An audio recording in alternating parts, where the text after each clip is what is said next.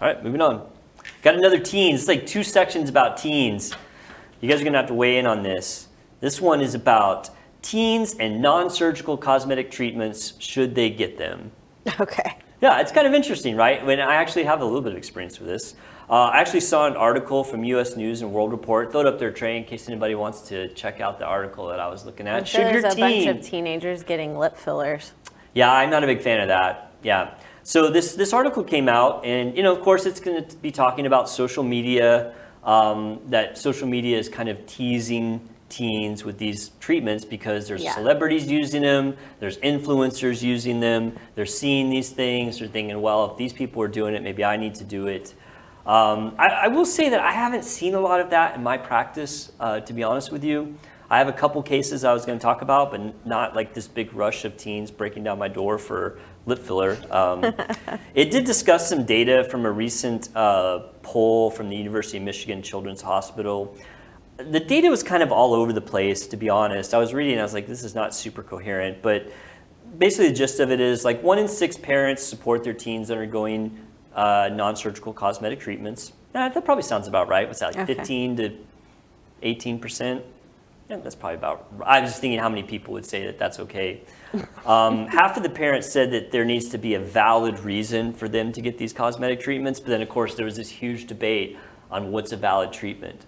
They were talking about things like bullying. Is it okay if they're being bullied about something for them to get a cosmetic treatment? Yeah. I mean, one of my friends in high school, she had a very large nose. Okay, and so she got a rhinoplasty? Uh-huh. Yeah. But she didn't get it until she graduated from high school. See, I personally... That was like part of her graduation, was getting that. I personally don't have a problem with that. I mean, I've done actual cosmetic surgery on teenagers, but for things like that, well, the one that I see the most commonly is there is a not, insanely rare phenomenon where a girl will have one breast that's fully developed and one that's completely not there. And then suddenly, like, that becomes a big, source of embarrassment. Yeah, source of embarrassment. Like, it affects your life and your ability to just be in public or be in the gym or athletics or whatever. And so if I get somebody bringing me their kid for something like that, I mean, obviously I go over like everything with them and what's involved, but I have no problem operating on a kid for that. Yeah, I wouldn't either. Versus like if somebody brought me their 17-year-old and said she just wants a breast aug, I'm like, I don't think so. Yeah. I personally wouldn't do that. Now, when people turn 18, they're adult, they can do what they want. But underage people, like if there's like a medical reason, sure. But yeah, so it was interesting. Like the data on people's opinion on this was all over the place. A third of people said that it should be banned, which I think is silly. I mean, I don't know. I'm not a big fan of banning stuff just because I don't like it.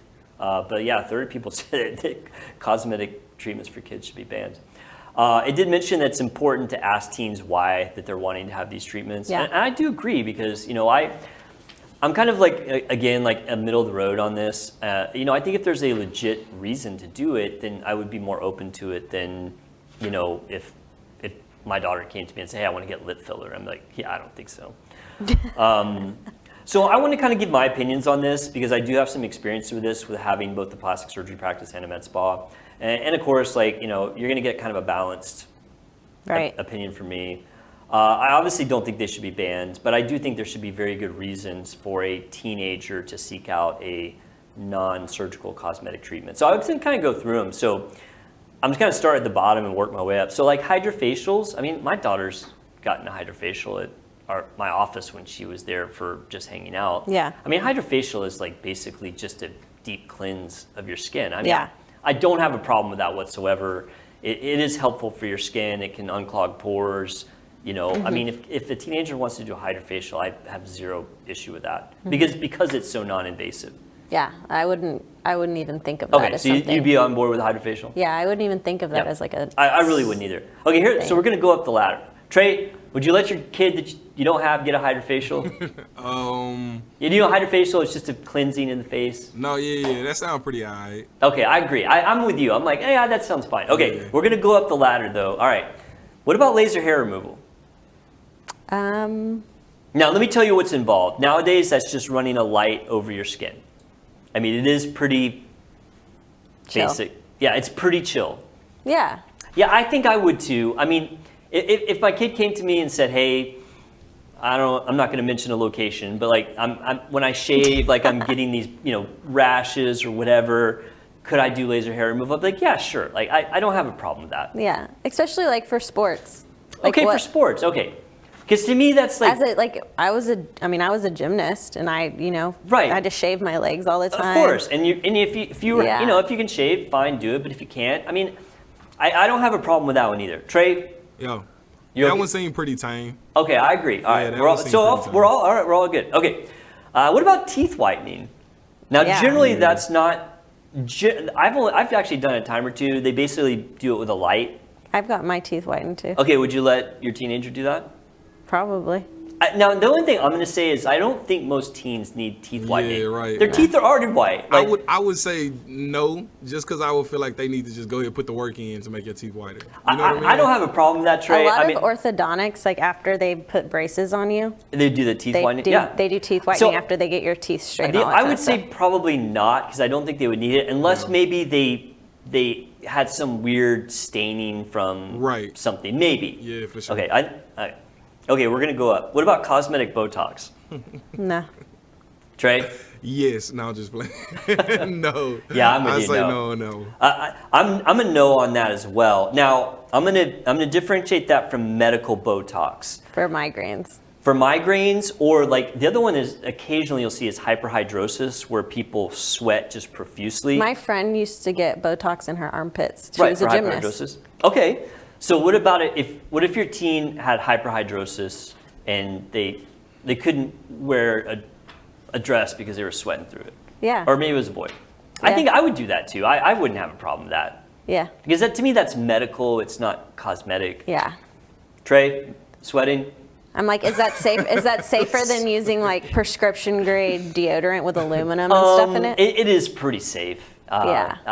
There's Is it better for you than using heavy aluminum deodorant? Who knows, man? I don't think anyone can answer that. I don't know. Okay, what about lip fillers? No. Your No. 16-year-old wants lip fillers. Okay, I agree, 100%. No way. nah. I'm out. Okay, we're gonna move up a little bit. What about like the IPLs? So IPLs are like your broadband light. See, the problem is you guys are probably not familiar. So I'm not gonna ask this one because this one's hard. Is that for you like guys. to remove like scarring on your face? It could be. It could be like blemishes. Like if you get vascular blemishes, like birthmarks, it could help. So like I have maybe on this one because it actually is pretty good at treating acne as well. Okay. And so if it's treating acne, maybe, or like birthmarks, I'd be fine with that. Chemical peels, I said no. Kids shouldn't need a chemical peel. I just don't. That sounds invasive. Yeah, that I don't think so.